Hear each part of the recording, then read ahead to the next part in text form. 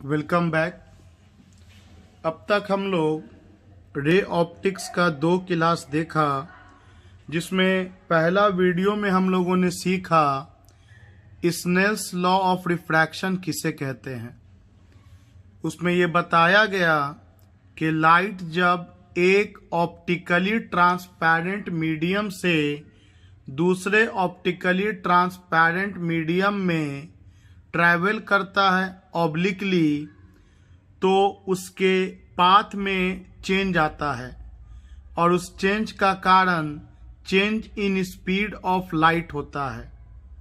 और इसको रिलेट किया गया sine I by sine r equal to होता है refractive index of second medium to the refractive index of first medium, और जो के इक्वल होता है speed of light in first medium to the speed of light in second medium.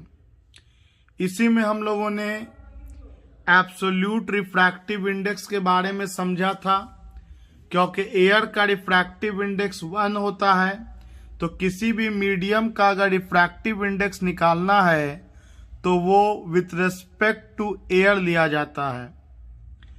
उसके अगले वीडियो में हम लोगों ने प्रिंसिपल ऑफ रिवर्सिबिलिटी के बारे में जाना था। ये जाना था कि लाइट जब रेक्टेंगुलर स्लैब को क्रॉस करता है तो जिस एंगल ऑफ इंसिडेंस से लाइट इंटर करता है स्लैब में, उसी एंगल ऑफ इमर्जेंस से लाइट बाहर आता है। उसमें लैटरल शिफ्ट का कॉन्सेप्ट आया था। उसके बाद हम लोगों ने रियल डेप्थ और अपैरेंट डेप्थ के बारे में समझा था कि लाइट जब डेंसर से रेयरर मीडियम में ट्रैवल करता है तो जो एक्चुअली गहराई होता है वो गहराई हमें कम नज़र आता है। मतलब जितना एक्चुअली तालाब गहरा है वो उसके कंपैरिजन में हमें लगता है कि कम गहरा है, शैलोअर है। तो हम लोगों ने रिफ्रैक्टिव इंडेक्स, अपैरेंट डेप्थ और रियल डेप्थ में हम लोगों ने रिलेशन निकाला था। आइए उसी में हम लोगों ने नॉर्मल शिफ्ट के बारे में स्टडी किया था। Let us solve few basic numericals related to them. तो पहला सवाल है, the velocity of light in glass is 2 into 10 का power 8 metre per second and that in air is 3 into 10 का power 8 metre per second. By how much would an ink dot appear to be raised when covered by a glass plate 6 centimetre thick? तो देखिए सवाल, तो इसको बनाएंगे हम लोग। सोचो कि अगर यही जो क्वेश्चन लिखा हुआ है इस पर अगर मैं एक ट्रांसपेरेंट पेपर वेट ला के रख दूं, तो आप लोगों ने महसूस किया होगा, अपने जनरल लाइफ में भी देखा होगा कि अक्षर थोड़ा बड़ा बड़ा दिखने लगता है। क्योंकि एक्चुअली में जब आप इसके ऊपर ट्रांसपेरेंट पेपर वेट रखिएगा तो इसका जो रियल डेप्थ है उसके कंपैरिजन में जो लेटर है ये थोड़ा ऊपर उठ जाएगा, जिससे आपके आंखों के नज़दीक आ जाएगा और आपको ये बड़ा बड़ा दिखने लगता है। या इसी पर मान लो कि पानी का 2-4 बूंद गिरा दें, तो जिस पॉइंट पर वो पानी का बूंद गिरेगा हमें वो थोड़ा बड़ा बड़ा दिखेगा, क्योंकि एक्चुअली में पानी के बूंद गिरने से वो रेस कर जाता है, जो हम लोगों ने इससे पहले के वीडियो में कॉन्सेप्ट लिया है real depth and apparent depth का। तो चलिए सवाल कुछ ऐसा है कि मान लीजिए कि ये कोई टेबल है और इस टेबल पर एक धब्बा है, ब्लैक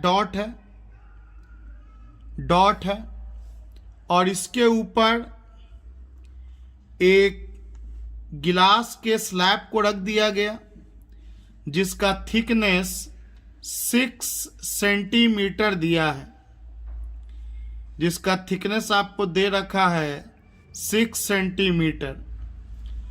तो जाहिर सी बात है, जब आप किसी ट्रांसपेरेंट मीडियम में इस डॉट को रखेंगे तो ये डॉट कुछ ऊपर उठ जाएगा, जिसे हम लोग पिछला क्लास नॉर्मल शिफ्ट का नाम दिए थे।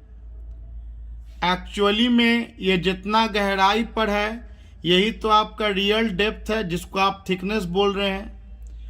और जहां आपको ये इसका इमेज दिखेगा वो आपका अपैरेंट डेप्थ हो जाएगा। और इसका स्पीड लाइट का इस गिलास में 2 × 10⁸ मीटर पर सेकेंड दिया है, और एयर में स्पीड तो c होता है 3 × 10⁸ मीटर पर सेकेंड।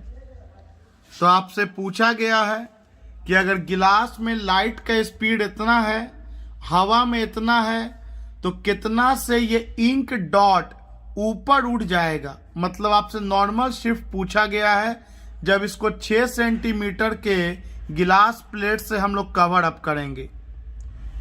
आइए फॉर्मूला यूज करते हैं। वी नो, हम लोग जानते हैं कि किसी मीडियम का रिफ्रैक्टिव इंडेक्स अगर निकालना है तो C/V, mu equal to C/B absolute refractive index. तो velocity of light in air आपको दिया हुआ है 3 × 10⁸ मीटर पर सेकेंड, और जब इस गिलास प्लेट में लाइट इंटर कर रहा है तो उसका स्पीड है 2 × 10⁸ metre per second. Means refractive index आपका 1.5 आ गया। अब आपके पास बनाने का 2 ऑप्शन है। आप या तो डायरेक्ट फॉर्मूला से बना लो नॉर्मल शिफ्ट के, या प्रोसेस से बनाओ कि refractive index equal to we know real depth by apparent depth. तो अपैरेंट डेप्थ हो जाएगा real depth by refractive index. तो रियल डेप्थ मतलब थिकनेस जो कि 6 सेंटीमीटर है, और रिफ्रैक्टिव इंडेक्स हम लोग 1.5 निकाल चुके हैं, तो ये 4 टाइम्स में कैंसिल हो जाएगा। तो अपैरेंट डेप्थ आपका 4 सेंटीमीटर आ गया। मतलब एक्चुअली में इंक डॉट यहाँ है 6 सेंटीमीटर पे, आपको दिख रहा है 4 सेंटीमीटर पर। तो कितना से ये रेज हो गया, जिसको हम लोग नॉर्मल शिफ्ट के नाम से जानते हैं। तो डेफिनेटली ये रेज हो गया real depth minus apparent depth 6 - 4 equal to 2 centimetre. आप चाहें तो इसको डायरेक्ट फॉर्मूला से सॉल्व कर सकते हैं कि normal shift equal to thickness 1 - 1/μ। Thickness आपका 6 सेंटीमीटर है, 1 - 1/1.5। आप इसको भी सॉल्व कीजिएगा तो आपको नॉर्मल शिफ्ट 2 सेंटीमीटर आ जाएगा। चलिए अगले सवाल की तरफ बढ़ते हैं। A mark made on bottom of a beaker and a microscope is focused on it. The microscope raised by 1.5 centimeter. To what height water must be poured into the beaker to bring the mark again into focus? और दिया है कि water का refractive index 4/3 है। तो देखिए सवाल क्या है। सवाल है कि एक बीकर है,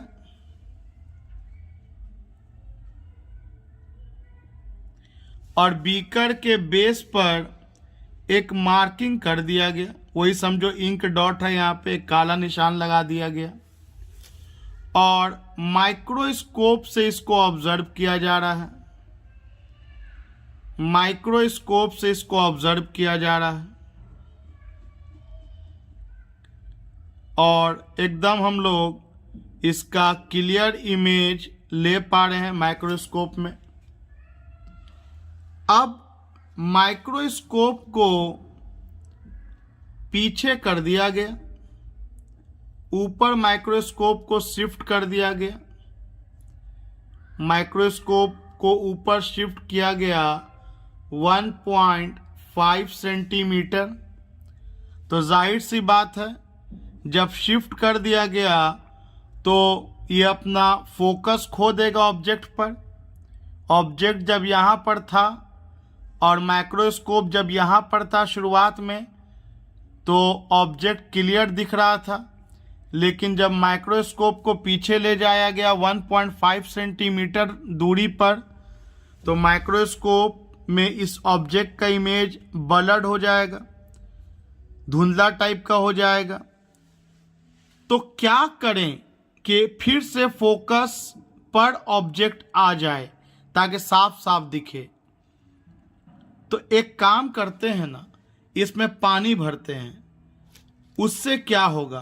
तो कॉन्सेप्ट पता है कि जब आप इसमें कोई डेंसर मीडियम भरिएगा तो जो ऑब्जेक्ट है जहां पर एक्चुअली है उसका शिफ्ट ऊपर हो जाएगा। वो उसका जो इमेज है ये यहाँ ना बन करके कुछ ऊपर बनेगा, और अगर ये इमेज उतना ही ऊपर बन गया जितना माइक्रोस्कोप को पीछे ले जाया गया, तो फिर तो फोकस पे आ जाएगा। तो सवाल यही है कि इसमें कितना हाइट तक पानी भर दें कि ऑब्जेक्ट वापस फोकस पे दिखने लगे। तो एक तरह से पूछा जा रहा है कि रियल डेप्थ क्या हो, कि इस ऑब्जेक्ट का नॉर्मल शिफ्ट 1.5 सेंटीमीटर हो जाए, क्योंकि जितना से माइक्रोस्कोप को पीछे किया जाएगा उतना ही से ऑब्जेक्ट को, इमेज को अगर हम मूव करवा देंगे माइक्रोस्कोप की तरफ, तब तो ये अगेन माइक्रोस्कोप के फोकस पे आ जाएगा। तो भले माइक्रोस्कोप को 1.5 सेंटीमीटर ऊपर किया गया, तो आपके दिमाग में आना चाहिए कि इस ऑब्जेक्ट का इमेज का शिफ्टिंग अगर 1.5 सेंटीमीटर हो जाए तो अगेन हम चीज को साफ साफ देख पाएंगे जो मार्क है। अब जब इतना समझ में आ गया तब तो कहानी बहुत आसान। कितना हाइट तक पानी भरा जाए, मतलब रियल डेप्थ चाहिए, नॉर्मल शिफ्ट पता है, रिफ्रैक्टिव इंडेक्स भी वाटर का 4/3 दिया है। तो आप डायरेक्ट फॉर्मूला लगा लो। हमको फॉर्मूला पता है कि normal shift equal to thickness, मतलब रियल डेप्थ 1 माइनस 1/μ। तो थिकनेस हो जाएगा या रियल डेप्थ हो जाएगा, या जितना तक पानी को भरेंगे वो हो जाएगा, वो उसका वैल्यू होगा normal shift by 1 minus 1/μ। On solving आपको ये आ जाएगा 6 सेंटीमीटर। आइए अगला सवाल लिया जाए। A transparent cube of side 210 millimeter contains air bubble. Its apparent distance when viewed through one face of the cube is 100 millimeter, and when viewed through opposite face is 40 millimeter. What is actual distance of bubble from second face? Also give refractive index of material of cube. तो हमारे पास एक cube है, एक शीशे का cube है और इसका दो फेस के तरफ से व्यू किया जा रहा है। तो एक को फर्स्ट फेस कर दिया, एक को सेकंड फेस कर दिया। आप सोचो, आप जब इधर से व्यू करोगे,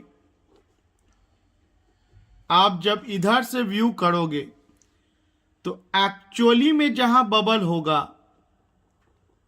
वो आपको आपके नजदीक दिखेगा या दूर दिखेगा। ऑलरेडी कॉन्सेप्ट आप जानते हो। तो डेफिनेटली अगर मैं बबल को मान लूं कि बबल एक्चुअली में यहां पर है, तो इसका जो इमेज है वो रियल डेप्थ के अंदर दिखेगा। आपको इधर शिफ्ट कर जाएगा, आपको नजदीक दिखेगा इधर से। इसका जो ये ऑब्जेक्ट है, इसका इमेज आपको इस तरफ दिखेगा। एंड अकॉर्डिंग टू क्वेश्चन ये 100 मिलीमीटर के अपैरेंट डेप्थ पे आपको दिख रहा है। As you can see, when viewed through one face of cube is 100 millimeter. Apparent distance when viewed through one face of the cube is 100 millimeter. अच्छा, इस cube का साइड लेंथ भी दे दिया है पूरा 210 मिलीमीटर। चलिए, इसके बाद आप इधर से इस क्यूब को देख रहे हैं, तो आप इधर से जब इसको देखिएगा, आप इस तरफ से आप देखिएगा, तो ये तो एक्चुअल ऑब्जेक्ट है। तो एक्चुअल ऑब्जेक्ट से ज्यादा आपको नजदीक दिखेगा ना। हमेशा अपैरेंट डेप्थ कम होता है रियल डेप्थ के। तो अब जब आप इधर से देखिएगा तो ये जो ऑब्जेक्ट का इमेज है वो आपके आंख के नजदीक बनेगा। जब मैं इधर से देख रहा था तो इधर आंख के नजदीक बनने के लिए इमेज इधर बनेगा, और जब मैं इधर आ गया देखने के लिए तो आपको इमेज इधर कहीं दिखाई देगा। और अकॉर्डिंग टू क्वेश्चन आपको इस तरफ से 40 मिलीमीटर के दूरी पर इमेज दिख रहा है। अब यही बताना है कि एक्चुअली में इस एयर बबल का पोजीशन कहाँ है और इस मीडियम का रिफ्रैक्टिव इंडेक्स क्या होगा। याद रखिएगा, हर न्यूमेरिकल को मैं डिस्कस कर रहा हूं, लेकिन आप पॉज करके कुछ देर के लिए ही सही ट्राई जरूर कीजिएगा। वो आपके एग्जाम के बेहतर मार्क्स के लिए एसेंशियल कंडीशन है। Just to see the video continuously is not going to worth many more. ये बहुत ज़रूरी है कि आप अपने ब्रेन को अप्लाई साथ में करते जाएं, अपने आंखों और कानों के अलावा। तो चलो इसको सॉल्व करते सोचते हैं कि कैसे इस ओ का पोजीशन निकालेंगे। तो मान लेते हैं कि एक्चुअली में ऑब्जेक्ट x दूरी पर है, x दूरी पर है। तो ये जो पूरा दूरी 210 हो गया, तो ये दूरी बचेगा 210 माइनस x। अब हम लोग एक बार फर्स्ट फेस से फॉर्मूला लिखेंगे और एक बार सेकंड फेस से। दोनों में कॉमन क्या होगा, तो रिफ्रैक्टिव इंडेक्स। तो आइए लिखा जाए, when viewed through face 1, when viewed through face 1, तो रिफ्रैक्टिव इंडेक्स इक्वल टू हम लोग जानते हैं real depth by apparent depth.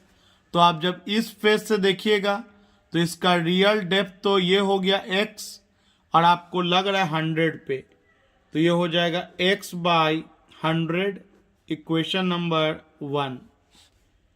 उसके बाद व्हेन व्यूड थ्रू फेस 2, जब आप सेकंड फेस से देखिएगा तो इसका रियल डेप्थ हो जाएगा 210 माइनस x, और इसका अपैरेंट डेप्थ हो जाएगा 40 सेंटीमीटर। तो mu equal to 210 minus x by 40 millimetre, equation number 2। अब दोनों का LHS है सेम है, तो दोनों के RHS को भी सेम करेंगे और इस 1 और 2 से हमें मिलेगा फ्रॉम 1 एंड 2। आप जब सॉल्व कीजिएगा तो x का वैल्यू 150 मिलीमीटर मिलेगा।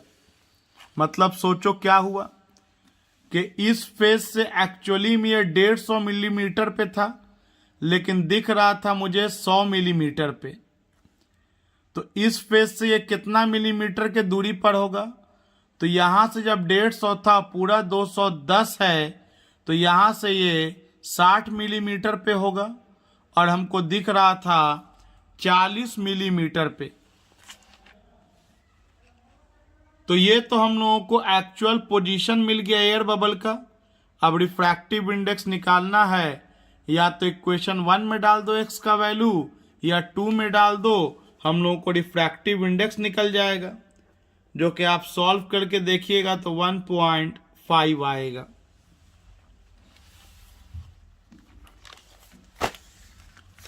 आइए अगला सवाल। A light of wavelength 6000 angstrom in air enters a medium with refractive index 1.5, what will be the frequency and wavelength of light in that medium? सवाल है, लाइट एयर से किसी मीडियम में ट्रैवल किया और जब ये एयर में है तो इसका वेवलेंथ दे रखा है 6000 एंगस्ट्रॉम, और एयर में हम सब जानते हैं स्पीड c के बराबर होता है। और फ्रीक्वेंसी का जहां तक बात है, ये तो इंडिपेंडेंट ऑफ मीडियम होता है, ये कांस्टेंट होता है एक पार्टिकुलर वेवलेंथ ऑफ लाइट, एक पार्टिकुलर लाइट के लिए ये कांस्टेंट होता है। तो जब ये लाइट की एयर से मीडियम में गया, डेंसर मीडियम में गया, जिसका रिफ्रैक्टिव इंडेक्स 1.5 है, तो जाहिर सी बात है नॉर्मल की तरफ बेंड किया होगा, और इस मीडियम का रिफ्रैक्टिव इंडेक्स 1.5 है। फ्रीक्वेंसी तो वही रहेगा, लेकिन आपका वेवलेंथ चेंज हो जाएगा, लैम्डा 2 हो गया वेवलेंथ, और इसमें लाइट का स्पीड v2 हो गया, जिसको v मान लेते हैं। तो जैसा कि आपको बताया गया कि रिफ्रैक्टिव इंडेक्स इक्वल टू होता है speed of light in air to the speed of light in that medium, और स्पीड का फॉर्मूला होता है फ्रीक्वेंसी इनटू वेवलेंथ। तो पहला मीडियम के लिए फ्रीक्वेंसी न्यू और वेवलेंथ लैम्डा 1, दूसरा मीडियम के लिए frequency again new and wavelength lambda 2। ये मीडियम का वेवलेंथ है। तो आपसे मीडियम का वेवलेंथ पूछा गया कि जब मीडियम में जाएगा तो उसका वेवलेंथ क्या होगा। तो lambda 2 equal to lambda 1 by mu, तो 6000 एंगस्ट्रॉम 10 का power minus 10 metre divided by 1.5। इसको सॉल्व करने पे आपको आएगा 4000 एंगस्ट्रॉम। मतलब जब मीडियम में जाएगा तो लाइट का जो वेवलेंथ है वो आपका डिक्रीज कर जाएगा। और अब फ्रीक्वेंसी अगर निकालें तो फ्रीक्वेंसी c बाई लैम्डा, या पहला मीडियम से भी निकाल सकते हैं, दूसरा मीडियम से भी। पहला मीडियम से निकाल लेते हैं क्योंकि पहला मीडियम में हम लोगों को स्पीड ऑफ लाइट पता है। तो 3 इंटू 10 का पावर 8, और पहला मीडियम में इसका वेवलेंथ 6000 एंगस्ट्रॉम दिया था, 6000 इंटू 10 का पावर -10। इसको सॉल्व करने पे फ्रीक्वेंसी आएगा 5 इंटू 10 का पावर 14 हर्ट्स। तो ये हम लोगों का कुछ बेसिक फॉर्मूला बेस्ड न्यूमेरिकल्स थे। आइए रिफ्रैक्शन के में एक उसका एप्लीकेशन देखते हैं जिसका नाम है apparent shift in the position of the sun at sunrise and sunset. पहले समझ लेते हैं फिर इसके पैराग्राफ को देखते हैं। देखिए ये अर्थ है, हॉरिजन होता है वो बाउंड्री जिसके नीचे अगर सूरज चला गया तो बोलते हैं रात हो गया, और जिसके ऊपर सूरज रहा तो बोलते अभी भी दिन है। आप जिसको हिंदी में क्षितिज बोलते हैं। तो एक आदमी यहां पर है, धरती पर अर्थ पर है, और अभी सूरज निकला नहीं है, निकलने वाला है। तो अभी तो दिन नहीं हुआ है क्योंकि हॉरिजन के ऊपर कहां आया है सूरज, ये हॉरिजन है। और एक फैक्ट है कि एयर लेयर अर्थ के सरफेस के नजदीक ज्यादा होता है, वातावरण जिसको हिंदी में बोलते हैं, यहाँ एयर का लेयर ज्यादा है और ऊपर में एयर का लेयर कम है। मतलब ऊपर में एयर का लेयर कम होने के कारण ऊपर रेयर मीडियम एक तरह से बन गया, और जैसे जैसे हम अर्थ की तरफ बढ़ेंगे वैसे वैसे एटमॉस्फेयर मिलता चला जाएगा जो कि डेंसर मीडियम का काम करने लगेगा। और लाइट जब रेयर मीडियम से डेंसर मीडियम में ट्रैवल करता है तो नॉर्मल की तरफ बेंड करता है। तो सोचो लाइट जब ट्रैवल करेगा, यहां एक छोटा सा एग्जांपल ले रहा हूं, एक इंसिडेंट रह गया, ये इंटरफेस हो गया रेयर का और डेंसर का। ये नॉर्मल ड्रॉ किया मैंने इस इंटरफेस पर, ये नॉर्मल हो गया ये वाला लाइन, और ये इंटरफेस हो गया, ये एंगल ऑफ इंसिडेंस हो गया। इसको जाना चाहिए था इधर, लेकिन due to rare to denser ये नॉर्मल की तरफ शिफ्ट कर गया। और ऐसा कंटिन्यूअसली होगा, ऐसा कंटिन्यूअसली होगा क्योंकि लाइट रेयर टू डेंसर जा रहा है। तो इस तरह से लाइट शिफ्ट करते हुए आदमी के आंख तक ऐसे पहुंचेगा।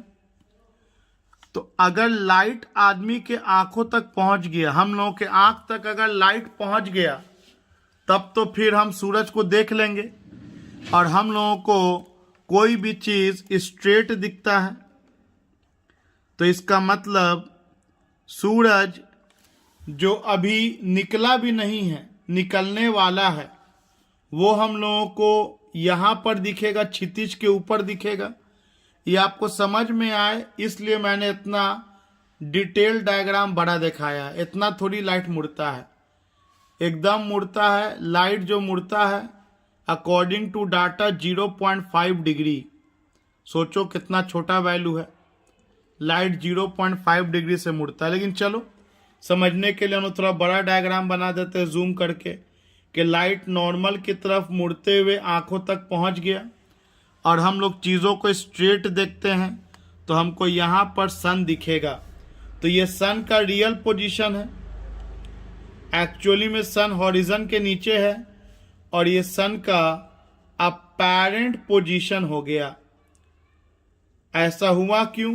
ड्यू टू रिफ्रैक्शन फेनोमेनन, कि लाइट जब रेयर टू डेंसर ट्रैवल कर रहा है तो लाइट बेंड करता है टुवर्ड्स द नॉर्मल। तो रिफ्रैक्शन होने के कारण अभी सूरज सुबह सुबह निकलने ही वाला था कि हमको सूरज दिख जाएगा, मतलब दिन होने से पहले हमको दिन हो गया, हमको तो ऐसा ही लगेगा। सिमिलरली अगर सोचो शाम का वक्त है, सूरज डूबने वाला है और मान लो डूब गया, तो सूरज अगर डूब भी गया तो भी मुझे थोड़ा देर के लिए सूरज दिखेगा हॉरिजन के ऊपर। इसका मतलब डूब जाने के बाद भी हमको दिख रहा है और निकलने से पहले भी हमको दिख रहा है। मतलब कि एक्चुअल सनसेट हो चुका है, फिर भी हमको सनसेट नहीं लग रहा है। एक्चुअल सनराइज नहीं हुआ है, फिर भी हमको सनराइज लग रहा है। इस तरह से लेंथ ऑफ द डे बढ़ जाएगा। और जैसा कि हम लोग जानते हैं कि 360 डिग्री के एंगल पर 24 घंटा होता है। 360 डिग्री जब धरती गोल घूमता है तो 24 घंटा बीतता है। 360 डिग्री रोटेशन पर 24 घंटे का फर्क पड़ता है। तो 1 डिग्री के रोटेशन पर 24 बाई 360 आवर। तो जैसा कि डाटा मैंने बताया कि 5 डिग्री 0.5 डिग्री का फर्क पड़ता है। तो 0.5 डिग्री सुबह एंड 0.5 डिग्री शाम, अगर दोनों को मिला दे तो 1 डिग्री। तो 1 डिग्री में कितना घंटे का फर्क पड़ जाएगा? 24 बाई 360 आवर, या इसी को मिनट में कहें तो 24 बाई 360 आवर को मिनट में कन्वर्ट करेंगे तो 60 से मल्टीप्लाई कर देंगे। 6 बार में कटेगा, 6 चौके 24। मतलब एक दिन में 4 मिनट का फर्क पड़ेगा। मतलब कुल मिलाकर के जो दिन का लंबाई होना चाहिए उस लंबाई से 4 मिनट ज्यादा लंबा दिन होता है ड्यू टू रिफ्रैक्शन। 2 मिनट सुबह में और 2 मिनट शाम में। मतलब सुबह होने से पहले ही 2 मिनट पहले सुबह हो जाता है और शाम होने के बाद भी शाम 2 मिनट लेट से होता है। इसी को लैंग्वेज में कैसे लिखेंगे? देखिए, due to atmospheric refraction the sun is visible before actual sunrise and after actual sunset. Atmospheric refraction के वजह से सूरज दिखता है एक्चुअल सनराइज होने से पहले भी और एक्चुअल सनसेट होने के बाद भी, सूरज डूबने के बाद भी। क्यों? तो विथ एल्टीट्यूड, जैसे जैसे आप हाइट ऊपर जाते जाएंगे, the density and hence refractive index of air layer decreases. आपको पता है कि जो रेयरर मीडियम होता है वो डेंसिटी कम होता है और उसका रिफ्रैक्टिव इंडेक्स भी कम होता है। जो ज़्यादा डेंसर होगा उसका रिफ्रैक्टिव इंडेक्स भी ज़्यादा होगा। तो एल्टीट्यूड के साथ जब हम ऊपर जाएंगे तो हवा का डेंसिटी घटेगा तो रिफ्रैक्टिव इंडेक्स भी घटेगा। लाइट जो ट्रैवल करेगा वो रेयरर टू डेंसर ट्रैवल करेगा और इस तरह से नॉर्मल की तरफ मुड़ता जाएगा, जो हम लोग डायग्राम में समझा। लेकिन however observer sees an object in the direction of ray reaching is high. लेकिन ऑब्जर्वर तो चीजों को उस तरफ देखता है जिधर से रे आता है। So to an observer standing on earth the sun which is actually below the horizon. मतलब जो ऑब्जर्वर है जो ऑब्जर्वर है उसको क्या दिखेगा? सन हॉरिजन के ऊपर दिखेगा, जबकि एक्चुअली में सन हॉरिजन के नीचे जा चुका है। ये कितना से शिफ्ट होता है? तो the apparent shift in the direction of sun is about 0.5 डिग्री। मतलब sun appears to rise early by 2 minutes and so for the same reason it appears to set late by 2 minutes. This increases the length of the day by 4 minutes. जिसका हम लोगों ने calculation भी किया कि 360 degree के अंतर पर 24 घंटा बनता है, तो 1 डिग्री के डिफरेंस से सुबह शाम का मिला करके 4 मिनट का डिफरेंस बनेगा। आइए अब हम लोग one of the hot topic पे आते हैं जो अक्सर एग्जाम में पूछा जाता है, टोटल इंटरनल रिफ्लेक्शन। देखिए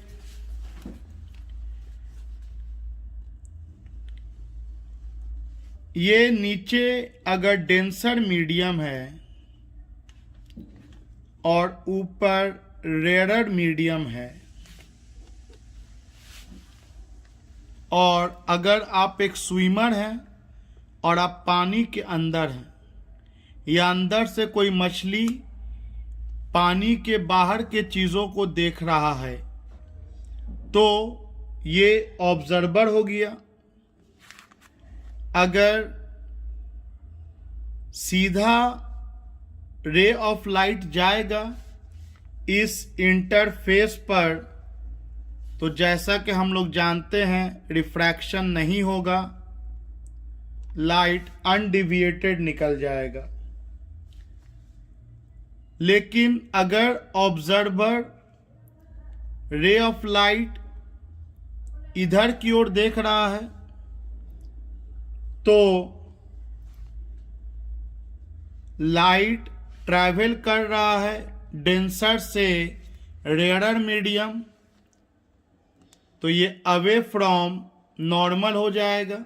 as we know the reason, change in speed of light, जो हम लोग को वीडियो 1 में पढ़ाया गया। So this is angle of incidence and this is angle of refraction, और दोनों का ratio for particular wavelength of light and pair of media constant होता है, स्नेल्स लॉ। अगर और दूर देखा जाएगा तो आप देख सकते हैं कि एंगल ऑफ इंसिडेंस इंक्रीज कर गया, तो एंगल ऑफ रिफ्रैक्शन भी इंक्रीज कर जाएगा, ताकि sine I by sine R का रेशियो कांस्टेंट रहे। एक बात याद रखिएगा कि रिफ्रैक्शन के अलावा कुछ रिफ्लेक्शन भी होता है। सारा का सारा लाइट रिफ्रैक्ट नहीं, कुछ रिफ्लेक्ट बैक भी करता है। ये पार्शियली रिफ्लेक्शन है। आप देखा होगा कि आप अगर किसी तालाब में आप देख रहे हैं तो तालाब के अंदर का पत्थर तो नजर आएगा, साथ में हम लोगों का चेहरा भी दिखता है थोड़ा थोड़ा। इसका मतलब वहाँ रिफ्रैक्शन भी होता है और रिफ्लेक्शन भी होता है। तो वही बात कर रहा हूँ मैं कि ये पार्शियली रिफ्लेक्टेड लाइट है और ये रिफ्रैक्टेड लाइट है। ये बाहर गया और कुछ लाइट अंदर चला आया उसी मीडियम में। सिमिलरली फेनोमेनन यहाँ भी होगा। आप सब जानते हैं angle of incidence equal to angle of reflection.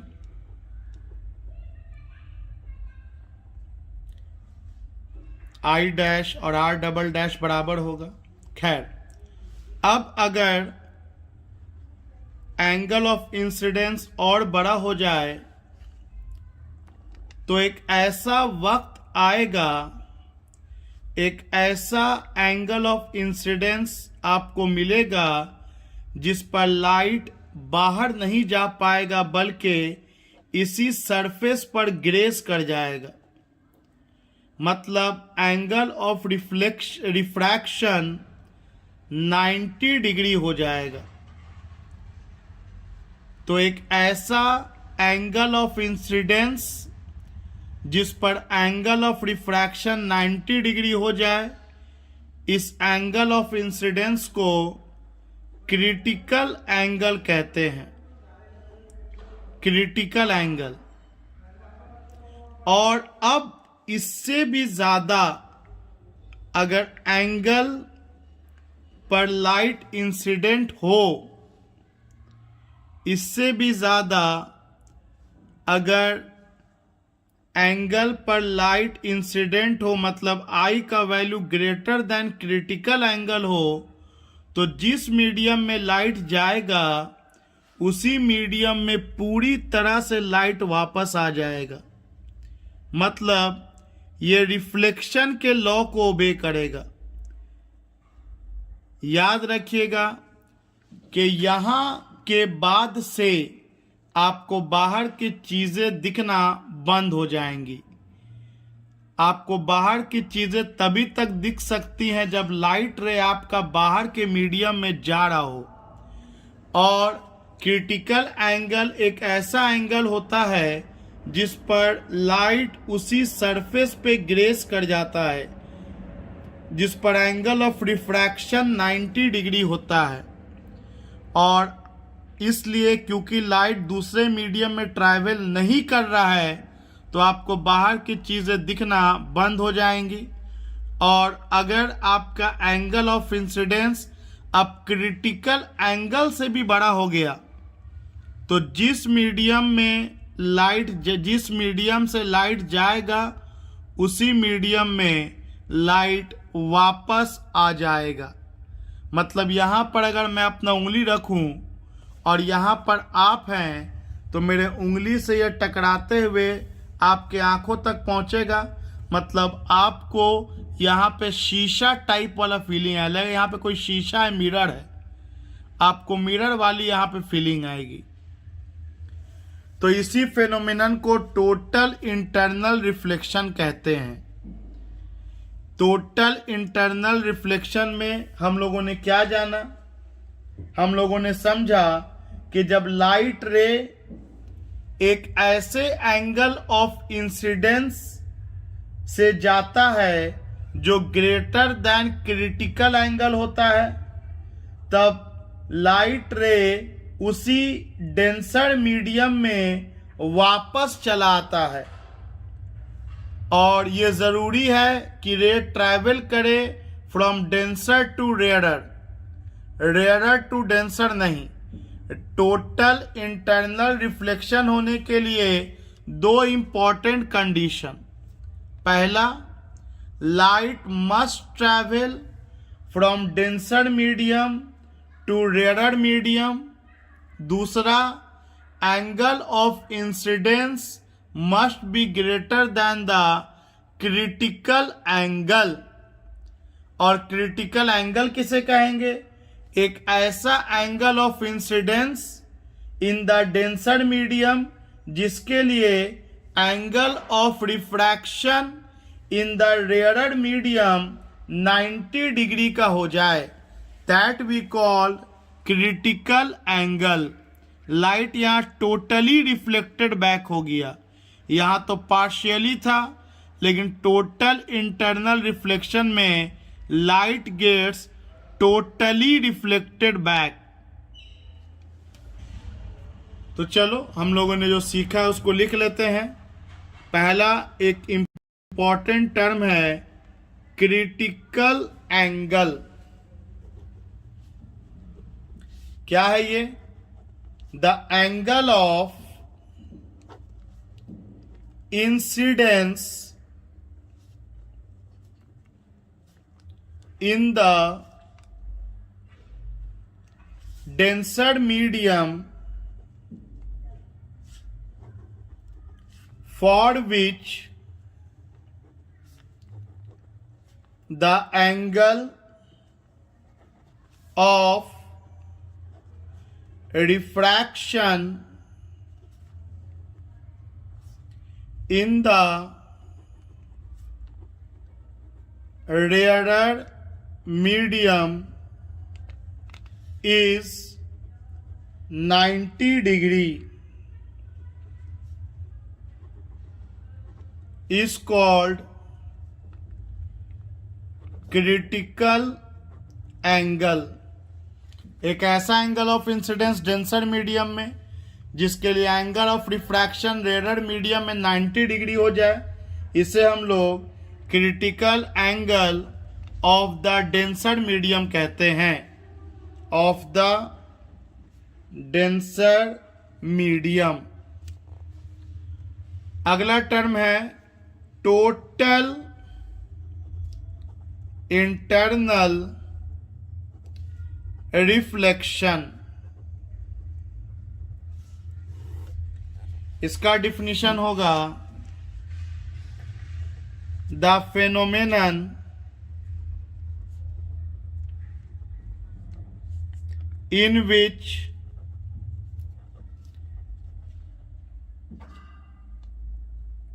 which a ray of light traveling at an angle of incidence greater than critical angle from denser to a rarer medium is totally reflected back into the denser medium is called total internal reflection। necessary conditions for total internal reflection। कौन सा दो necessary condition है? पहला, light must travel from optically denser to an optically rarer medium। दूसरा, the angle of incidence in the denser medium must be greater than the critical angle for the two media। So these are the two conditions कि light denser से rare जाना जरूरी है और angle of incidence critical angle से बड़ा होना जरूरी है। आइए अब हम लोग रिलेशन निकालते हैं। रिलेशन बिटवीन रिफ्रैक्टिव इंडेक्स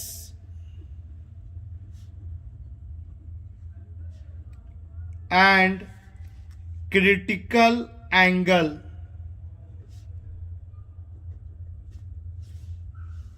देखिए, ये इंटरफेस है, ये है डेंसर मीडियम और ये है रेयर मीडियम। लाइट ट्रैवल किया डेंसर टू रेयर और रेयर मान लेते हैं कि हवा है जिसका रिफ्रैक्टिव इंडेक्स 1 होगा तो क्योंकि लाइट नीचे से ऊपर ट्रैवल कर रहा है तो ये मीडियम 1 हो गया, जिसका रिफ्रैक्टिव इंडेक्स म्यू ले लिया। ये मीडियम 2 हो गया और एयर होने के कारण इसका रिफ्रैक्टिव इंडेक्स 1 हो गया। Remember this is medium 1 denser वाला and this is medium 2 rarer वाला। और अगर एंगल ऑफ इंसिडेंस को क्रिटिकल एंगल होना है तो angle of refraction must be 90 degree as we have studied. तो आइए रिलेशन सोचते हैं थोड़ा। तो speed of light in first medium हो गया ये v, और ये speed of light in second medium हो गया c। Using Snell's law of refraction,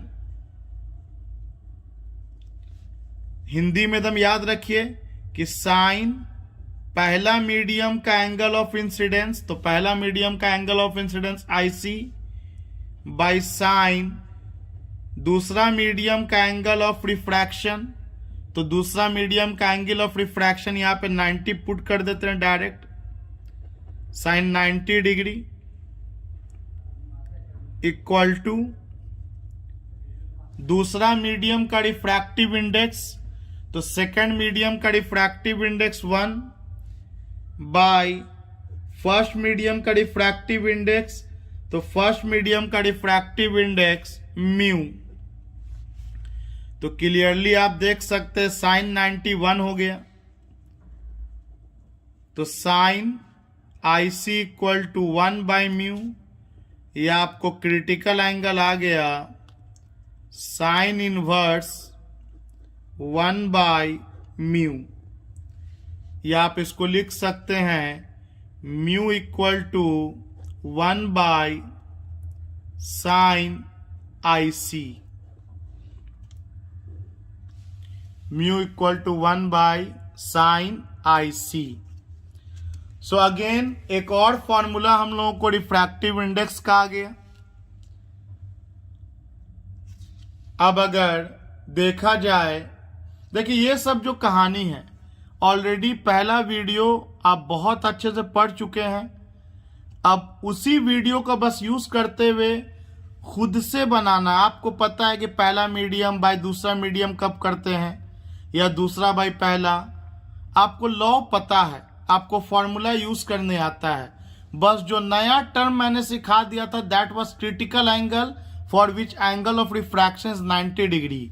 these all calculations are very simple. ये आपको याद थोड़ी करना है, ये आपको समझ समझ के खुद से लिखना है। And for any problem consult मी।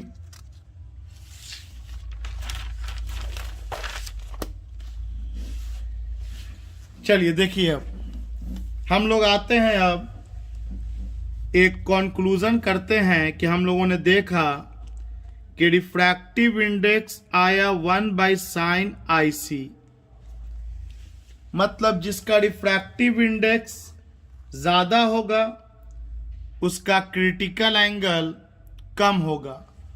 और आपको पता है कि जो डेंसर मीडियम होता है उसका रिफ्रैक्टिव इंडेक्स बड़ा होता है। ये बेसिक चीजों को याद रखिएगा। आपको पता है कि mu equal to C by V होता है, equal to sine I by sine R होता है। अब सोचो कि जो मीडियम डेंसर होगा उसमें लाइट का स्पीड कम होगा, और ये वैल्यू जब कम होगा तो आपका रिफ्रैक्टिव इंडेक्स तो बड़ा ना हो जाएगा। Make this relation in your brain very clear कि जिस मीडियम में लाइट का स्पीड कम होगा मतलब वो डेंसर है, और वो डेंसर है और स्पीड उसका कम, तो स्पीड उसका कम तो रिफ्रैक्टिव इंडेक्स ज्यादा। मतलब हम लोग रिलेट कर पाए कि डेंसर मीडियम होगा तो उसका रिफ्रैक्टिव इंडेक्स ज्यादा होगा। रिलेट किए हम लोग, more the denser medium,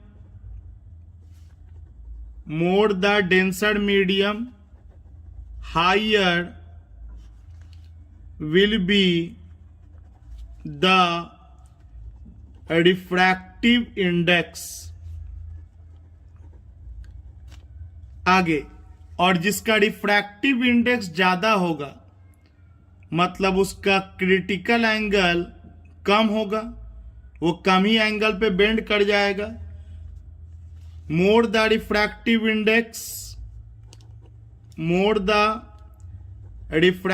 index less will be the critical angle. Less or small will be the critical angle. इसी कॉन्सेप्ट का हम लोग यूज करके कुछ एप्लीकेशन सीखते हैं टोटल इंटरनल रिफ्लेक्शन का. पहला है स्पार्कलिंग ऑफ डायमंड. हीरा का चमकना is one of the example of total internal reflection. How? तो देखिए, हीरा को तराशा जाता है, कट किया जाता है. इस तरह से कट किया जाता है कि लाइट इसमें एक बार अगर एंट्री मार जाए, ये नॉर्मल ड्रॉ किया सरफेस के परपेंडिकुलर, ये लाइट अगर एक बार एंट्री मार जाए और अगर यहां तो से तो सीधा मार गया एंट्री, रिफ्रैक्शन नहीं हुआ, सीधा चला गया लाइट. 90 डिग्री पे मैंने सरफेस पे गिराया और जब इस सरफेस को मैंने ऐसा कटिंग रखा कि लाइट इस पर जब गिर रहा है तो इसका जो एंगल ऑफ इंसिडेंस है वो क्रिटिकल एंगल से बड़ा है, तो क्या होगा, लाइट इसी मीडियम में वापस हो जाएगा डायमंड में. और जब ये वापस होगा फिर यहाँ पर पहुंचा, फिर इसका एंगल ऑफ इंसिडेंस बढ़ा. इस तरह से लाइट को हम लोग एक तरह से ट्रैप कर लिया, लाइट को हम लोग कैद कर लिया कि जब भी ये इस सरफेस पे गिर रहा है तो उसका angle of incidence critical angle से बड़ा हो जा रहा है. तो लाइट जब ट्रैप हो गया तो जाहिर सी बात है, कहीं आप रोशनी को कैद कर लोगे तब तो वो चमकेगा, लेकिन ये फिर निकलता है किसी पार्टिकुलर फेस से और यहाँ से आप इसको ऑब्जर्व कर रहे हो तो आपको ये डायमंड चमकता हुआ दिखेगा. देखिएगा आप लोग, डायमंड वगैरह जोड़ी लोग घुमा घुमा करके चेक करता है असली है या नकली है, क्योंकि वो उसका कटिंग देखता है किस कटिंग पे शाइन हो रहा है. अगर हम एक नकली हीरा बना दें, एक मानो गिलास का बनाया और एक हीरा बनाया डायमंड का, कैसे दोनों का पहचान होगा कि कौन असली हीरा है और कौन नकली हीरा है? तो देखिए, गिलास का क्रिटिकल एंगल लगभग 42 डिग्री होता है, अप्रोक्सीमेटली 42 डिग्री होता है. और डायमंड का क्रिटिकल एंगल, क्योंकि डायमंड बहुत ज़्यादा डेंस होता है और जैसा कि आपको बताया मैंने, ज़्यादा डेंसर होगा तो इसका रिफ्रैक्टिव इंडेक्स आपका ज़्यादा होगा और रिफ्रैक्टिव इंडेक्स ज़्यादा होगा तो क्रिटिकल एंगल स्मॉल होगा. तो डायमंड बहुत ज़्यादा डेंस है, इसका रिफ्रैक्टिव इंडेक्स बहुत हाई होता है. डायमंड का रिफ्रैक्टिव इंडेक्स 2.42 होता है और गिलास का रिफ्रैक्टिव इंडेक्स लगभग 1.5 होता है. तो जिसका रिफ्रैक्टिव इंडेक्स ज़्यादा है उसका क्रिटिकल एंगल कम. तो डायमंड का क्रिटिकल एंगल लगभग 24 डिग्री के आसपास होता है. अब सोचो, लाइट एंट्री किया इस गिलास वाले में, यहां से तो लाइट सीधा चला गया. यहां जब लाइट आया और ये अगर 30 डिग्री पे गिरा, और ये गिलास है मेरा, शीशा है इधर, इधर मेरा डायमंड है, ये 30 डिग्री पे गिरा इस फेस पर, और क्रिटिकल एंगल है 42 डिग्री, मतलब एंगल ऑफ इंसिडेंस 42 डिग्री होता तो इसी मीडियम में वापस चला आता, क्योंकि ये डेंसर से रेयरर ट्रैवल कर रहा है। लेकिन क्योंकि ये 30 डिग्री पे गिरा तो लाइट बाहर निकल जाएगा, अवे फ्रॉम नॉर्मल। इसका मतलब ये लाइट इसमें कैप्चर नहीं हुआ। लेकिन डायमंड है, अगर उसमें अगर हम लोग लाइट को किसी तरह से गिराया, लाइट को ऐसे इंसिडेंट कराया, यहां पर ये पहुंचा, और यहां भी मान लो 30 डिग्री के एंगल पे लाइट इंसिडेंट किया इस फेस पे, तो क्योंकि डायमंड का रिफ्रैक्टिव इंडेक्स हाई होता है, क्रिटिकल एंगल लो होता है, और ये 30 डिग्री क्रिटिकल एंगल से तो बड़ा हो गया, तो बड़ा होने के कारण ये जब डेंसर से रेयरर में ट्रैवल करना चाहेगा तो नहीं कर पाएगा, इसी मीडियम में लाइट वापस आ जाएगा, डायमंड में ही लाइट कैद हो जाएगा। फिर जब लाइट इस फेस पे गिरा, फिर नॉर्मल ड्रॉ करेंगे, फिर ये एंगल आपको 24 डिग्री एक छोटा एंगल है, तो जनरली आपको ये उससे बड़ा एंगल पे लाइट गिरेगा, और इस तरह से कुछ देर के लिए लाइट कैद हो जाएगा। And this is the reason behind diamond का चमकना, that is called sparkling of diamond. एकदम सिंपल सा फंडामेंटल है कि डायमंड एक हार्डेस्ट सब्सटेंस है, बहुत डेंसिटी वाला है, जिसके कारण रिफ्रैक्टिव इंडेक्स हाई होता है, क्रिटिकल एंगल इसका लो हो गया, और जिसके कारण एक तरह से लाइट इसमें कैद हो जाता है। हम लोग ग्लास का भी नकली डायमंड बना सकते हैं।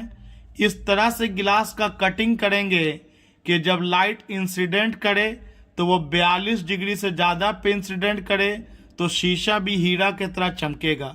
लेकिन अगर जोहरी होगा तो वो कटिंग देख के पहचान लेगा कि ये असली शीशा है या गिलास है, ये असली डायमंड है या गिलास है।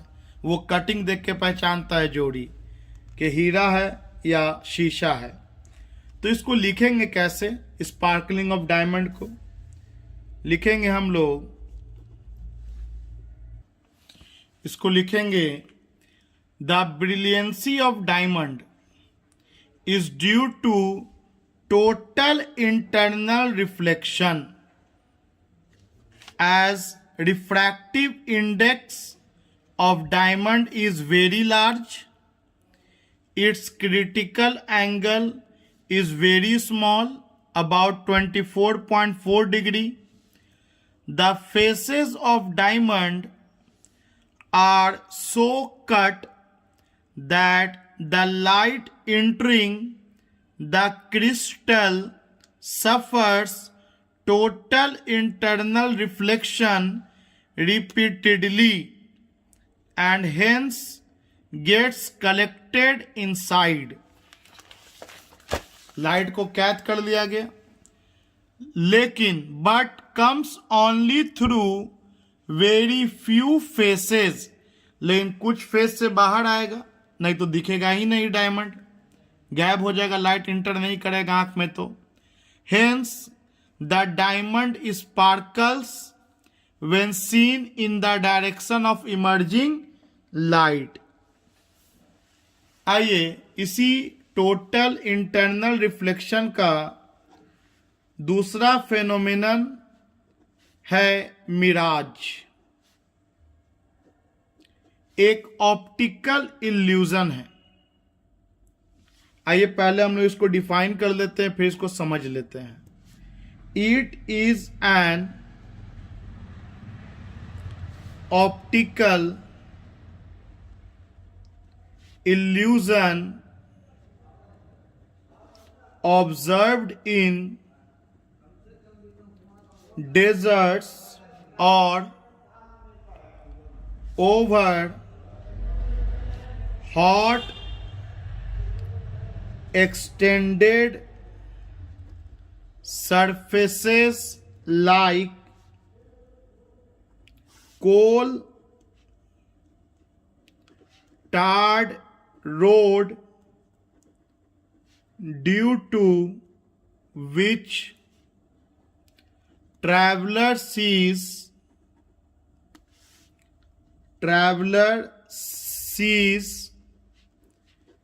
a shimmering pond of water some distance ahead of him, and in which surrounding objects appears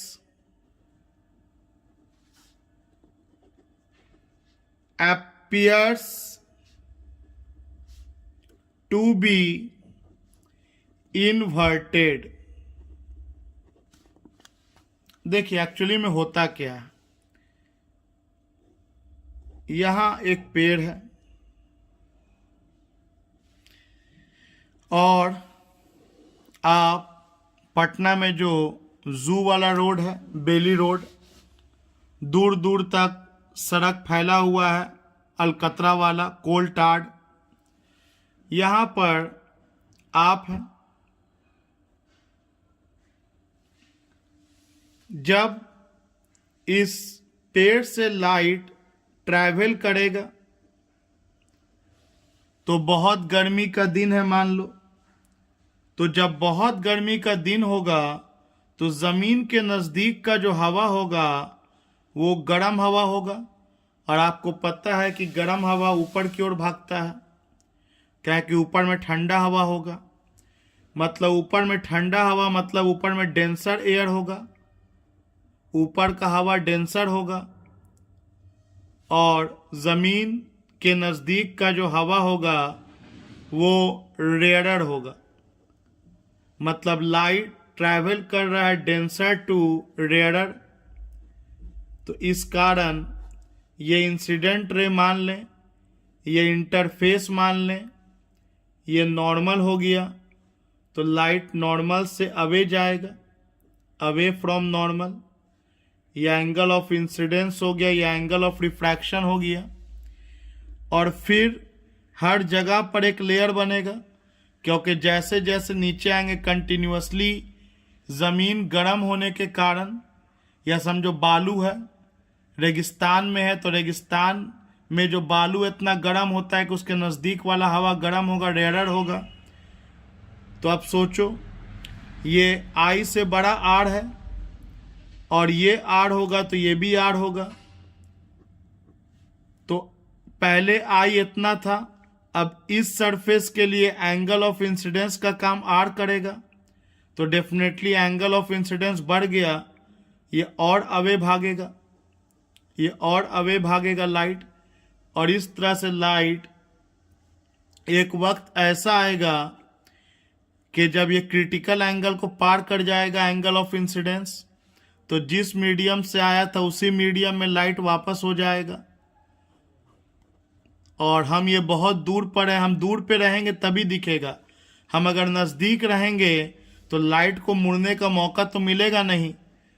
तो आप जैसा कि देख सकते हैं कि एंगल ऑफ इंसिडेंस बढ़ता चला जाएगा, तो एंगल ऑफ इंसिडेंस जब क्रिटिकल एंगल से बड़ा हो जाएगा तो जिस मीडियम से लाइट आया था डेंसर से रेयरर में जा रहा है, उसी डेंसर मीडियम में वापस हो जाएगा, तो आपके आंखों तक लाइट यहाँ पहुँचेगा। और हम लोग जब सीधा देखेंगे तो हमको लगेगा कि रे ऑफ लाइट यहाँ से आ रहा है, यहाँ से आ रहा है रे ऑफ लाइट,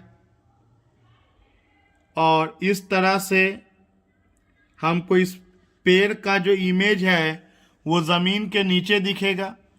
और क्योंकि हवा हिलता रहता है, हवा तो हिलेगा ना, फ्लो करेगा ना, तो हवा हिलेगा तो ये जो रे है ये भी क्या करेगा, ये भी हिलेगा, रे भी हिलेगा, ये रे भी क्या करेगा, इस तरह से हिलेगा। जब रे हिलेगा तो इमेज भी हिलेगा, और हिलता हुआ इमेज ऐसा लगेगा कि यहाँ पर कोई पानी वानी है, यहाँ पे कोई पॉन्ड है, कोई तालाब है। यहाँ पे हवा थोड़ा, अगर यही होमोजीनियस एयर होता, एक जैसा एयर होता, कोई ठंडा गर्म हवा ना होता, तो कोई टोटल इंटरनल रिफ्लेक्शन होने वाला नहीं है। शायद कुछ लोग देखे भी होंगे कि आप बेली रोड के तरफ से अगर गुजरो, बहुत गर्मी का दिन हो और बहुत दूर में आप रोड पे देखोगे तो लगेगा कि आगे जाके रोड पर पानी फेंका हुआ है, लेकिन जब नज़दीक जाओगे तो ऐसा कुछ आपको दिखने वाला नहीं है। इसी ऑप्टिकल इल्यूजन को हम लोग मिराज बोलते हैं। इसी ऑप्टिकल इल्यूजन को हम लोग मिराज बोलते हैं। आप देख सकते हैं कि इसके लिए जरूरी है कि हॉट एक्सटेंडेड सरफेस हो, दूर दूर तक सरफेस फैला हो और आप बहुत दूर में मौजूद रहें, ताकि लाइट को मुड़ने का मौका मिले, ताकि लाइट जब क्रिटिकल एंगल को क्रॉस कर जाए तो डेंसर मीडियम में आया था और डेंसर ही मीडियम में लाइट लौट जाए। और ये लाइट जब आपके आंख तक पहुंचेगा तो आप सीधा देखोगे तो आपको उसका नीचे इमेज दिखाई देगा। तो इसी बात को मैंने यहां लिखा है डिफिनेशन में, व्हाट इज मिराज। तो it is an optical illusion observed in deserts और over hot extended surfaces like coal tarred road. अलकतरा वाला रोड हो या रेगिस्तान हो या कोई गर्म सा सरफेस हो दूर दूर तक, ड्यू टू विच, जिसके कारण traveller sees a shimmering pond of water, उसको लगता है ट्रैवलर को कि आगे में कोई तालाब है जिसका पानी हिल रहा है, शिमर कर रहा है, some distance ahead of him and in which surrounding objects appear to be inverted, जिसमें सराउंडिंग ऑब्जेक्ट उसे लगता है कि उल्टा हो करके दिख रहा है, तो उसको लगता है वहां पर पानी मौजूद है। This is known as mirage. इसको लैंग्वेज में हम लोग अगेन लिख सकते हैं कि on a hot summer day the surface of earth becomes very hot, the layers of air near the earth are more heated than higher ones, hence the density and refractive index of air layer increases as we move up, as the rays from light from distant object like tree travel towards the earth through layers of decreasing refractive index, they bend more and more away from normal. A stage is reached when the angle of incidence becomes greater than critical angle. The rays are totally reflected. These rays then move up through the layers of increasing refractive index and therefore undergo refraction in the direction opposite to that in first case. These rays reach the observer's eyes and he sees an inverted image of the object as if formed in a pond of water. So ये language के आने के chances कम है। Generally definition आ सकता है what is Miraj. आइए, total internal reflection का ही एक पार्ट है टोटली रिफ्लेक्टिंग प्रिज्म्स।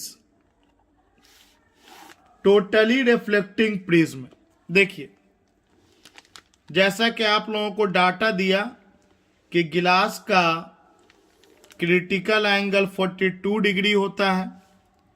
अगर हम लोग एक राइट एंगल्ड आइसोसेलेस प्रिज्म ले लें, राइट एंगल्ड आइसोसेलेस प्रिज्म मतलब 45 डिग्री, 45 डिग्री एंड 90 डिग्री, और अगर यहां पर एक ऑब्जेक्ट को रख दें तो लाइट यहां से जब गुजरेगा तो ये तो 90 डिग्री पे जाएगा, तो अनडिविएटेड पहुंच गया। यहां जब लाइट रे इस फेस पर पहुंचा तो यहां एक नॉर्मल ड्रॉ करेंगे। आप क्लियरली देख सकते हैं ये 45, ये 90, तो ये 45, तो ये 45, मतलब एंगल ऑफ इंसिडेंस 45 डिग्री जो कि 42 डिग्री से बड़ा हो गया क्रिटिकल एंगल ऑफ गिलास से। तो टोटल इंटरनल रिफ्लेक्शन के लॉ को ओबे करेगा, तो जिस एंगल पे इंसिडेंस हुआ है उसी एंगल पे रिफ्लेक्ट करेगा, मतलब एंगल ऑफ रिफ्लेक्शन 45 डिग्री हो गया, लाइट बाहर नहीं जा पाया। और अल्टीमेटली ये जब इस फेस पर गिरेगा तो आप क्लियरली देख सकते हैं ये 45, ये 90, ये 45, ये 45 है, तो ये 45, तो ये 90 डिग्री हो जाएगा। लाइट अनडिविएटेड अगेन बाहर आ जाएगा। सिमिलरली आप इसके बेस से भी सेम कहानी ड्रॉ कर सकते हैं। तो इस तरह से हम लोगों को इमेज का फॉर्मेशन होगा, जिसमें ये बॉटम वाला हिस्सा यहां पर पहुंचेगा और ये टॉप एरो वाला हिस्सा यहां पर पहुंचेगा। तो इस तरह के प्रिज्म को हम लोग टोटली रिफ्लेक्टिंग प्रिज्म कहते हैं। तो एग्जाम में कंप्लीट द रे डायग्राम आ सकता है, प्रिज्म बना देगा, एक ऑब्जेक्ट को सामने रख देगा, this is the way to do. तो इसको हम लोग कैसे डिफाइन कर सकते हैं, बोलेंगे a right angled isosceles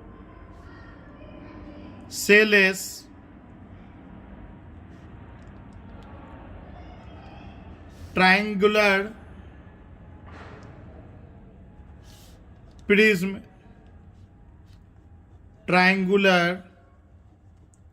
prism, that is 45 degree, 90 degree, 45 degree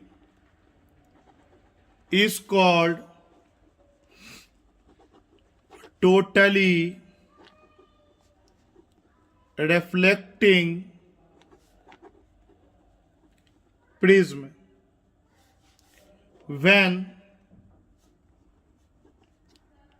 Whenever a ray of light falls normally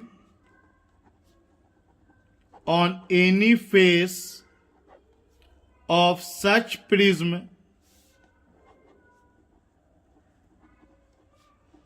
it is incident on the inside face at 45 degree, that is an angle greater than critical angle of glass, और गिलास का critical angle 45 degree 42 degree. Hence this ray is always totally internally reflected। तो जैसा कि हम लोग लिखा कि एक right angle isosceles triangular prism को टोटली रिफ्लेक्टिंग प्रिज्म कहते हैं, क्योंकि जब एक रे ऑफ लाइट उस पर नॉर्मली गिरता है, जैसा कि आप देख सकते हैं 90 डिग्री बना के गिरता है, तो अंदर के फेस पे ये 45 डिग्री के एंगल पे इंसिडेंट होगा, जो कि क्रिटिकल एंगल ऑफ द गिलास से ज्यादा है। तो जिस एंगल पर इंसिडेंट होगा उसी एंगल पर रिफ्लेक्टेड हो जाएगा, known as totally reflecting prism। तो अभी हम लोगों ने 90 डिग्री के एंगल से इमेज को उल्टा था। इमेज इस तरह, ऑब्जेक्ट इस तरह था, इमेज हम लोगों ने इस तरह का पाया था। तो इसमें चेंज हुआ 90 डिग्री का।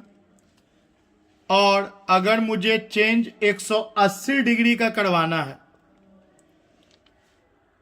इमेज को उल्टा कर देना है, तो उसका मेथड ये रहेगा। ये राइट एंगल थोड़ा बनाइएगा, राइट एंगल ट्रायंगल, ये 45 डिग्री, ये 45 डिग्री।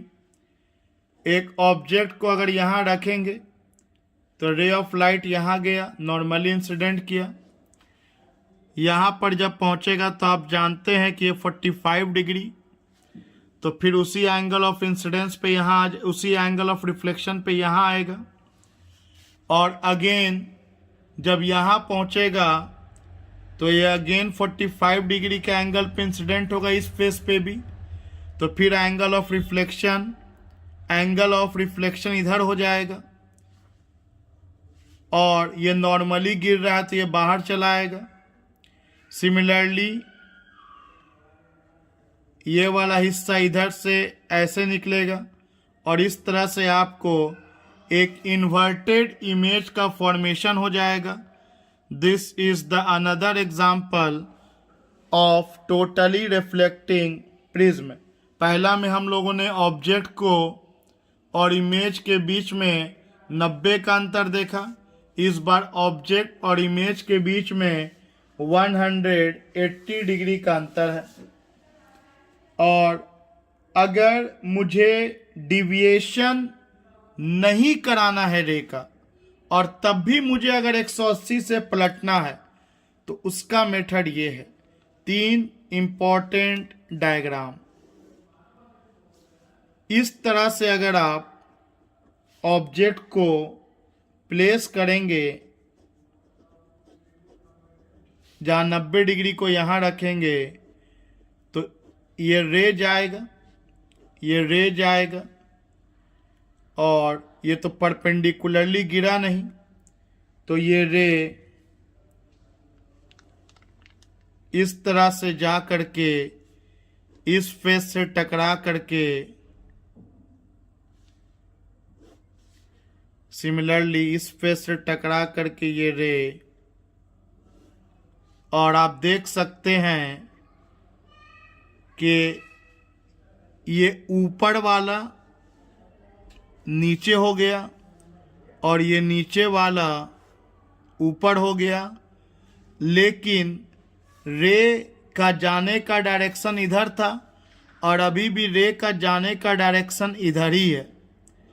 तो ये बिना रे के डिविएशन के, रे में डिविएशन नहीं हुआ, जिधर रे पहले जा रहा था अभी भी रे उधर ही जा रहा है।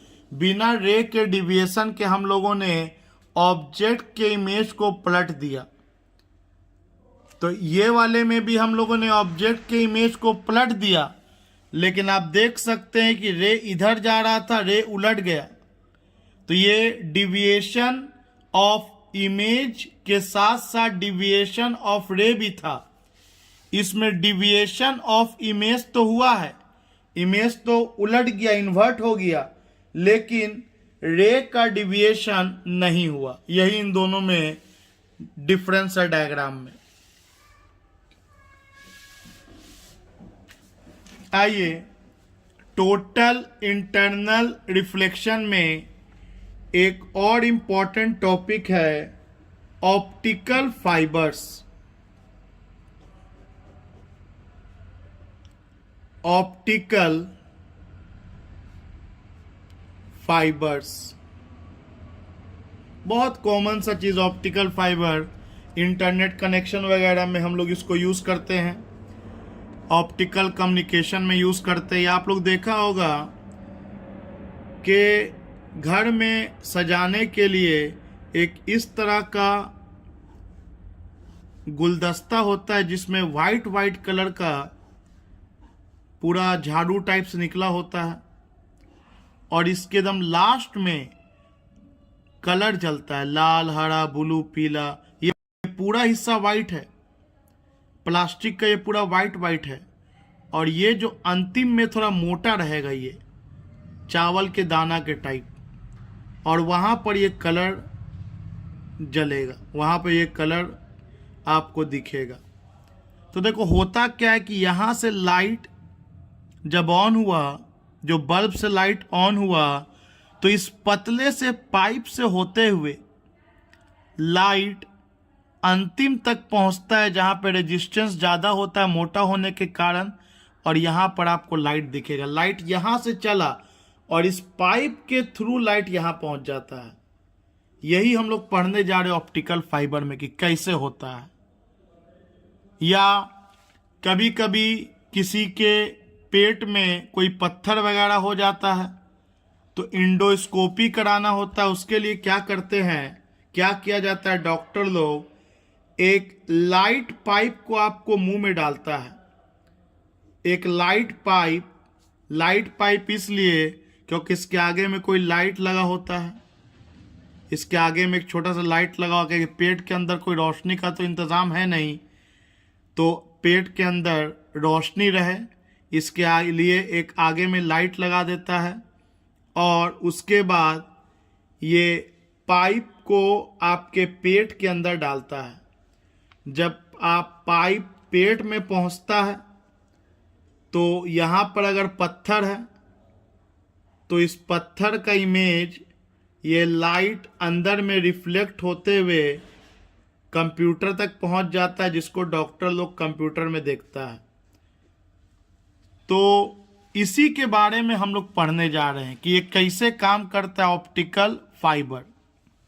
आइए, इसका काम है लाइट को एक जगह से दूसरी जगह ट्रांसफर करा देना बिना एनर्जी लॉस किए हुए। एनर्जी का मिनिमम लॉस किए हुए लाइट को एक जगह से दूसरे जगह ट्रांसफर करवा देता है। और ये टोटली उसी फेनोमेनन के ऊपर बेस है जिसको हम लोग पढ़ रहे हैं, टोटल इंटरनल रिफ्लेक्शन। तो पहले समझ लेते हैं, फिर हम लोग इसको डिफाइन कर लेते हैं। देखिए, ऑप्टिकल फाइबर में तीन हिस्सा बेसिकली है। एक है सबसे इनर वाला जो हिस्सा है, इसको कोर कहा जाता है, CORE, कोर। इस कोर के ऊपर एक और लेयर चढ़ा होता है जिसे क्लैडिंग कहा जाता है, CLADDING, क्लैडिंग। और इन दोनों के सेफ्टी के लिए एक बफर कोटिंग होता है। उसका काम सिर्फ सेफ्टी रखना है कि टूटे फूटे नहीं, सेफ्टी रखना है। Buffer coating. तो देखिए, इमेजिन करो कि ये एक शीशा है जिसका कुछ रिफ्रैक्टिव इंडेक्स है।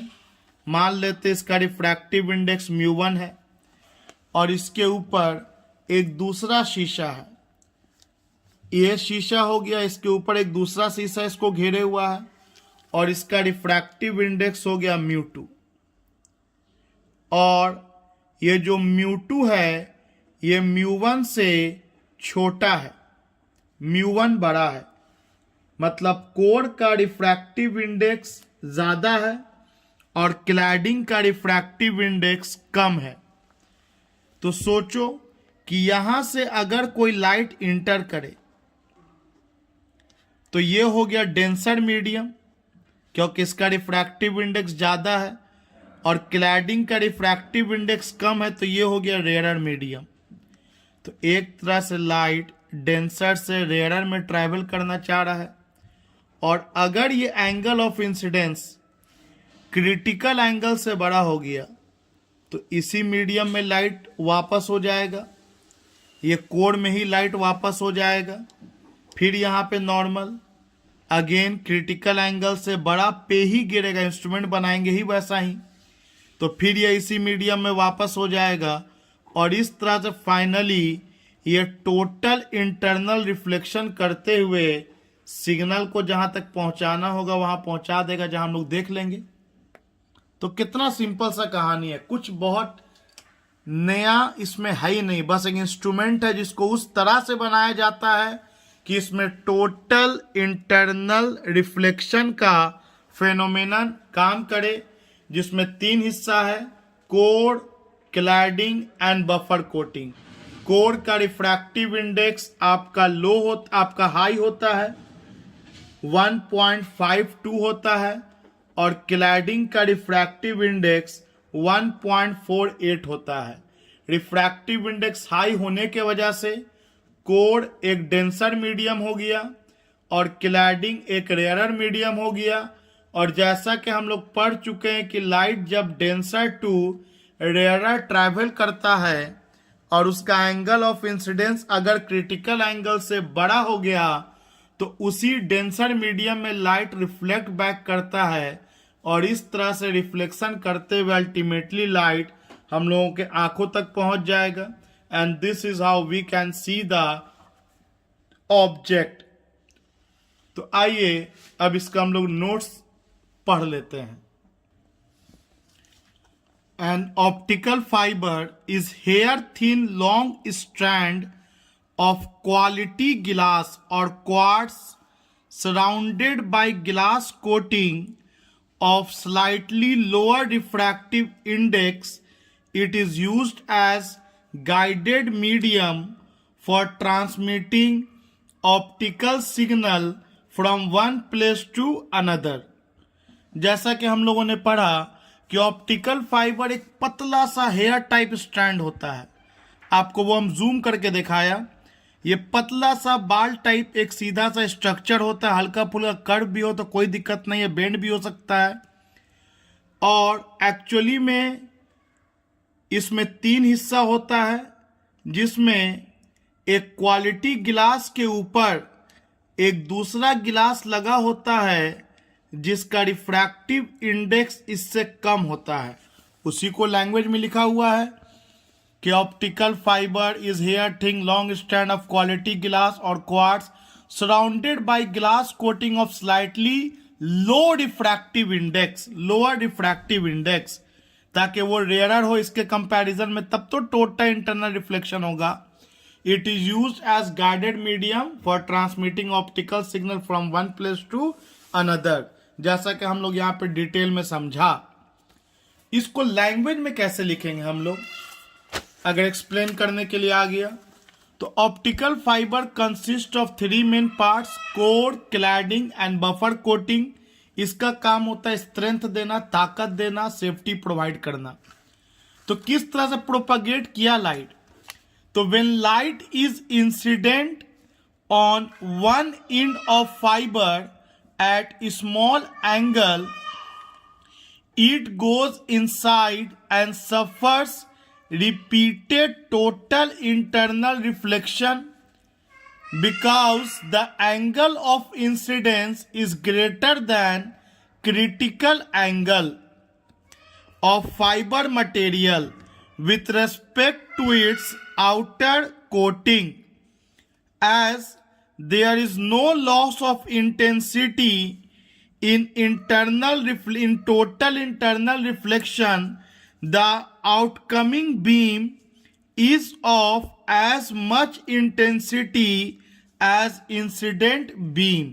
जब लाइट एक इंच से एंट्री मारेगा किसी एंगल पर, स्मॉल एंगल पर, तो वो बार बार टोटल इंटरनल रिफ्लेक्शन शो करेगा, क्योंकि उसका जो एंगल ऑफ इंसिडेंस होगा उसको इस तरह से कंस्ट्रक्ट किया जाएगा कि उसका क्रिटिकल एंगल से बड़ा हो, ताकि लाइट एक इंच से दूसरे इंच तक आ सके और किसी तरह का कोई एनर्जी का क्योंकि लॉस नहीं हुआ, तो जो इमेज का इंटेंसिटी होगा, जो इमेज का क्लियरिटी होगा, वो इंसिडेंट बीम के तरह ही होगा। जैसा आप लोग मिरर में अपने आप को देखते हैं, शीशा में साफ साफ दिखता है। तो ए बंडल ऑफ, अब इसी तरह का जो पतला पतला थिन लाइक स्ट्रक्चर है, इसको मिला करके हम लोग एक पाइप टाइप बना देंगे, एक पाइप टाइप बना देंगे और आगे में एक लाइट लगा देंगे जिसको पेट में डाला जाएगा, and that is why it is called light pipe. मतलब पत्थर का जो इमेज है वो एक सिंगल पतला सा बाल नहीं देगा, बहुत सा बाल टाइप का जो ऑप्टिकल फाइबर मिल करके इस पत्थर का इमेज आपके कंप्यूटर के स्क्रीन पे दिखाएगा। इसको यूज करते हैं मेडिकल में, ऑप्टिकल एग्जामिनेशन में, जैसे इंडोस्कोपी वगैरह हुआ। इसको टेली कम्युनिकेशन में भी हम लोग यूज करते हैं।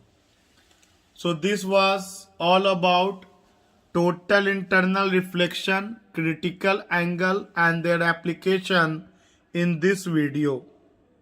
अगले वीडियो में हम लोग टोटल इंटरनल रिफ्लेक्शन का कुछ फॉर्मूला बेस्ड न्यूमेरिकल करेंगे और कुछ इससे रिलेटेड न्यूमेरिकल कॉन्सेप्ट को सीखेंगे। Till then keep studying, keep working hard. For any problem consult me. बहुत टाइम है। Best thing is that you have the power of video this time. आप जिस भी वीडियो को चाहें, जिस भी टॉपिक को चाहें, कई बार आप देख पढ़ सकते हैं। Thank you.